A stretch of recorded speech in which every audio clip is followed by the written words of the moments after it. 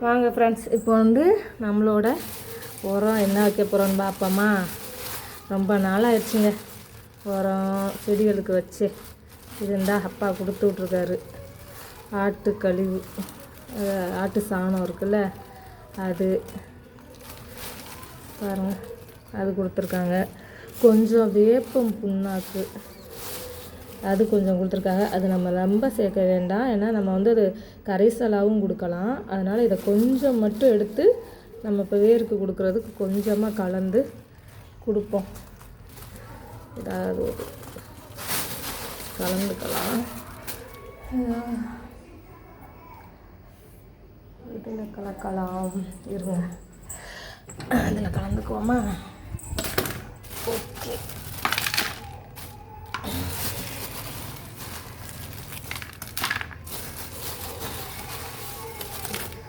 நிறையா இல்லை, கத்திரிக்கு மட்டும்தான் கொடுக்க போகிறோம். அதோடு கொஞ்சம் சாம்பல், அதுவும் பூச்சிடி அரிக்காமல் இருக்கிறதுக்கு நல்லது. அதுக்காக சாம்பல் கொஞ்சம் வேப்பம் புண்ணாக்கு கலந்து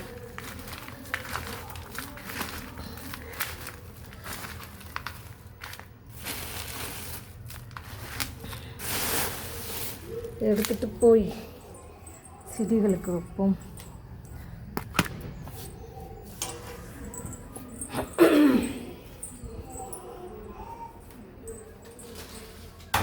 கதவெல்லாம் பூட்டிடுவோங்க, இல்லைன்னா பூச்சி வீட்டுகளுக்குள்ளே போயிடும். அதுக்காகவே பூட்டி வச்சிருவோம். ஓகே,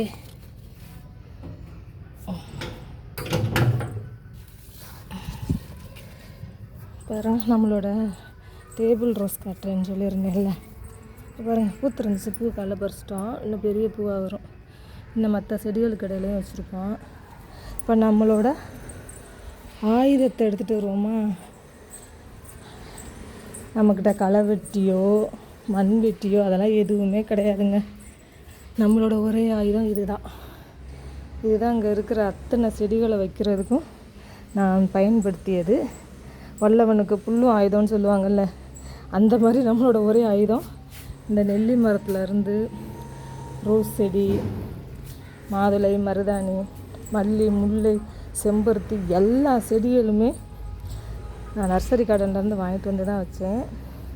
எல்லாத்துக்கும் இந்த குச்சியை வச்சு தாங்க நாம் தோண்டி அத்தனை செடிகளையுமே வச்சுருக்கோம். இன்றைக்கும் அதே குச்சியை வச்சு தான் நம்ம போய் உரம் வைக்க போகிறோம்.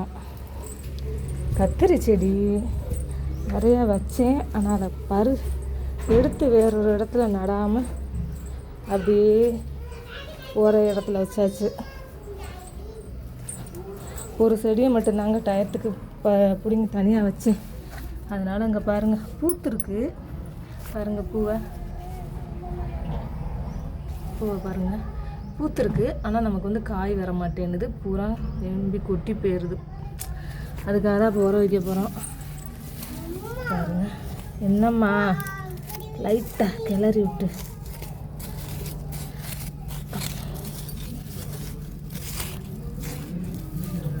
பாருங்கள், இப்படி கொஞ்சம் செடிக்கு கொஞ்சம் தள்ளி கிளறி விட்டு உரத்தை போடுவோம்.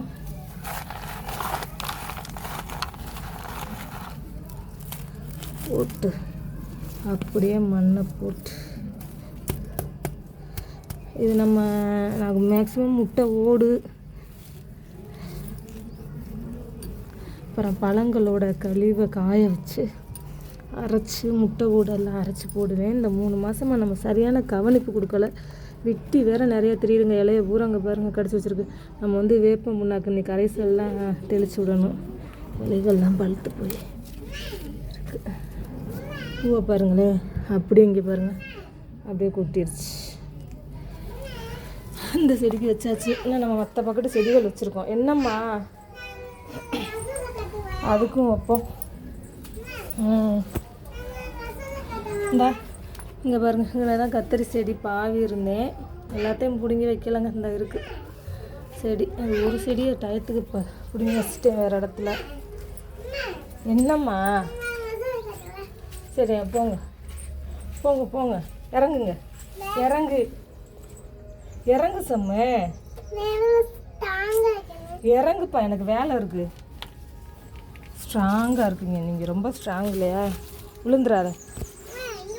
நம்மளோட கற்றாழை செடியையும் ஒடிச்சு விட்டு போயிட்டாங்க. நீங்கள் ஒயிட் வாஷ் பண்ணணும். இப்போ பாருங்க குருவி, இருமா நீ வேற. ரெக்கையெல்லாம் முளைச்சிருச்சு. ஏய் வாயான்றாங்க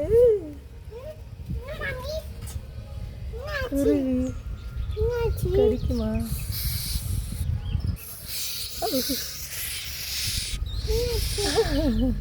குருவி குருவி, சிட்டுக்குருவி, இங்க பாருங்க சிட்டுக்குருவி இருப்பா. இங்க பாரு, இங்க பாருங்க சிட்டுக்குருவி, ரெக்கையெல்லாம் முளைச்சிருச்சு. சம்மு இனி பறந்துருவாங்க இன்னும் கொஞ்சம் நாளையில. அப்பா பயமாக இருக்குது அது கத்துறது. சரி வாங்க நமக்கு செடிக்கு உர வைப்போம். இந்த இங்கே 2 செடி வச்சுருக்கேங்க, அதுக்கும் கிளறிட்டு. எங்கிட்டு பார்த்தாலும் நமக்கு இந்த சங்குப்பூ செடி தாங்க, அது வாட்டில் முளைச்சி கிடக்கு. இந்த பொண்ணாங்க இன்னைக்கு கீரை கொண்டு வந்து அன்றைக்கி வச்சோம்ல குச்சி, இந்த லைட்டாக தலைஞ்சிருக்காக அவங்க பாருங்க. இப்போ இதுக்கு நம்ம உரம் வைப்போம். இந்த இப்படித்தாங்க லைட்டாக செடிக்கு கொஞ்சம் பக்கமாக தள்ளி கிளறி விட்டு. செம்ம அவங்க கடிச்சு விடுவோம், போயிடும் அங்கிட்டு தள்ளி. குருவி தான், நீ தள்ளிப்போ. கையில் உட்காந்துச்சு மாமி. சரி அது உட்காரட்டும். ஒன்றும் ஆகலாமா, காலையிலேயே மானம் தூரல் விழுந்துட்டுருக்குங்க. இல்லை பாருங்க, இதுலேயும் பூரா ஒயிட் வாஷ் தான். ஒயிட்டாக தான் சிந்தி வச்சுட்டு போயிட்டாங்க. சம்மு அங்கிட்டலாம் போகாத, அங்கே எதுக்கு போகிற நீ? சம்மு தள்ளிக்க, செடிகளுக்குலாம் வராத, பூச்சி விட்டா இருக்கும். சம்மு போ சம்மு. ஐயோ அம்மா போட்டு சம்மு வேண்டாம் போ. இங்கே ஒரு கத்திரி செடி வச்சுருக்கு, இங்கே பாருங்க. செம்ம பேசாம இரு. போட்டாச்சா? உனக்கு ஆசையாக தான் இருக்கும், என்ன பண்ணுறது. இங்கே பாருங்க பச்சை செடி, அதவா பூ விருந்து முளைச்சிருக்கு. அருகு ஃபுல்லாக அருகம்புல். சரி வாங்க நம்மளோட அடுத்த செடிக்கு போகலாம். அம்மா இங்கே பாருங்க, அதே கதை தாங்க நம்ம மாதுளம் செடிக்கும். முட்டு விடுது, இங்கே பாருங்கள் விடுது, ஆனால் வந்து அப்படியே பெருசாக பூத்து அப்படியே கொட்டி போயிடுது. ஏய் இதெல்லாம் கடிச்சுடும், அட்டி வாங்க போகிற பாவம் இல்லையா அது? அது பாவம்யா. அதே மாதிரி நம்மளோட பவளமல்லி பெருசாக வந்துட்டுருக்கு, இந்த செம்பருத்தி செடியை போட்டு அமுக்குற மாதிரி. மிளகாய் செடி இங்கே பாருங்க, இப்போ தான் பிஞ்சு வச்சுருக்காங்க. இங்கே பாருங்க பிஞ்சு,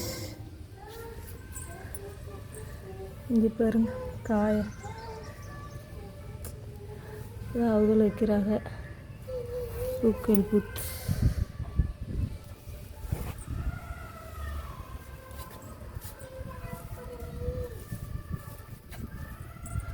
இங்கே பாருங்கள் மிளகாய்.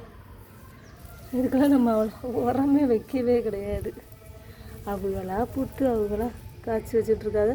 அதே மாதிரி விதையும் வந்து நாங்கள் பாவலாம் இல்லை, நாம் வீட்டுக்கு யூஸ் பண்ணுற தண்ணி அப்படியே ஊற்றி விட்றோம்ல, அதில் தாங்க இவ்வளவும் பூத்துக்கிட்டு இருக்கு. செடிகள் வந்து கத்தரி மட்டும்தான் நான் பாவனேன். இந்த இங்கே 2 செடி படிச்சாச்சு. இங்கே பாருங்கள் நம்ம புதினா அழகா, இங்கே பாருங்க அழகாக இருக்கா புதினா. இப்போ இங்கே நம்ம வைக்க போகிறோம். சமு தள்ளிக்க. இங்கே பாருங்க பூச்சி, மண்புழு நிறைய நான் உருவாக்கினேங்க ஃபுல்லாக. அப்போ வந்து நான் நிறைய நிறைய வந்து இந்த பல கழிவுகள் நிறைய போடுவேங்க. முட்டை பழக்கழிவு. அதுக்கு பார்த்தீங்கன்னா மண்புழு இங்கே பாருங்கள், செம்மையாக மண்புழுவை பாருங்கள் எப்படி இருக்கு. மண்புழு நிறைய வச்சாக்க செடி நல்லா வளர்ச்சி ஏற்படும். இப்படி தாங்க ஈழக்கிளி கீழே. ஆனாலும் நம்மளோட ஆயுதம் இதுதான். மண்வெட்டி களைவெட்டி எதுவும் கிடையாது. இப்போ மண்புழுவெல்லாம் தூக்கி உள்ளே போட்டாச்சு. வாழைப்பழ கழிவு போடுவேன். இங்கே ஒன்று வச்சுருக்கேன் பாருங்கள். இங்கே 2 செடி. இங்கே பாருங்கள், இது வந்து நம்ம தக்காளி ஏற்கனவே வச்சுருந்த தக்காளி. எப்படி வேறு பிடுங்கவே முடியல. அத்து பார்த்துட்டேன் நான், பிடுங்க முடியலங்க. நம்மளால் அதுக்கு மேலே தோண்ட முடியல. அவ்வளோ பெரிய தக்காளி செடி. இந்த ஏரியாவே படர்ந்து போய் கிடந்துச்சு. பெருசாக நிறைய காயும் காய்ச்சிச்சு. கொத்தா அவ்வளோ காய். 3-4 மாதமாக நான் தக்காளியே வாங்கலை. உரங்குக்கு நம்ம இந்த ரோஸுக்கு கொஞ்சம் வச்சு விடுவாங்க. ஏன்னா இது கீழே இறங்கவே முடியாது. அந்த மாதிரி ஒரு இடம் இந்த ஊட்டி ரோஸுக்கு. நம்ம அதுக்கு உரம் தான் வைக்கணும். இப்போ உரம் நம்ம ரொம்ப காலமாக வைக்காதனால செடி சரியாக பூக்க மாட்டேங்குது. அதுக்கு கொஞ்சம் வச்சு விட்ருவோம். வச்சாச்சு. இரியா அதை ஏமா எடுக்கிற? வச்சாச்சுங்க.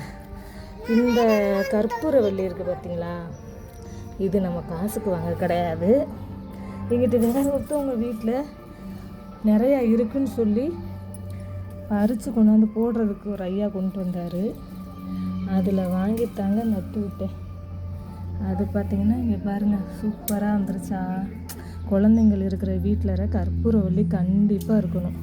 ஏன்னா அதுகளுக்கு அந்த சாறு எடுத்து கொடுத்தாலே சளியெல்லாம் விட்டுருன்னு சொல்லுவாங்க. அதுக்காக நம்ம கற்பூரவள்ளி, துளசி. இப்போ நானே டெய்லி 2 துளசி நம்ம இந்த சளிக்கு பறித்து காலையில் சாப்பிட்றப்போ நம்ம கொஞ்சம் தொண்டைக்கு நல்லா இதமாக இருக்கும், சீக்கிரம் சளி விடும். ஆமாம், இங்கே பாருங்கள் பூரா அந்த சங்குப்பூ செடி தான் கொட்டி போய் விதை விழுந்து முளைச்சி போயிருக்கு. இது வந்து எருக்க செடி. ஆனால் இது என்ன எருக்குன்றது தெரில, அதனால் வச்சுருக்கேன். வெளில இருந்தால் வச்சுக்கிருவோம் அப்படின்னு சொல்லிட்டு. இல்லைன்னா அதையும் பிடுங்கி போட்டுருவோம். சங்குப்பூ செடி தாங்க. இங்கே பாருங்கள் அவ்வளவு விதை கொட்டுது. ரொம்ப நாள் இந்த லீவு ஆனுவல் லீவுக்கு பூரா ஊருக்கு போயிட்டோம்ல, அப்போ பூ பூரா பறிக்காமல் சரியாக தண்ணி ஊற்றாமதே மரம் பட்டு போச்சு அந்த செடி கொடி பூரா. இப்போ பூத்துக்கிட்டு இருக்கு பாருங்கள். இங்கே பாருங்கள், இப்போ இந்த களைஞ்சி பூக்குதா. இந்த பூ அழகாக இருக்கும். பூரா விதை. இங்கே பாருங்கள், அம்புட்டு விதை தான் கொட்டி போய் கிடக்கு. அம்புட்டு விதை கொட்டி போய் கிடக்கு பாருங்கள். கொடி பூரா விதை தான்.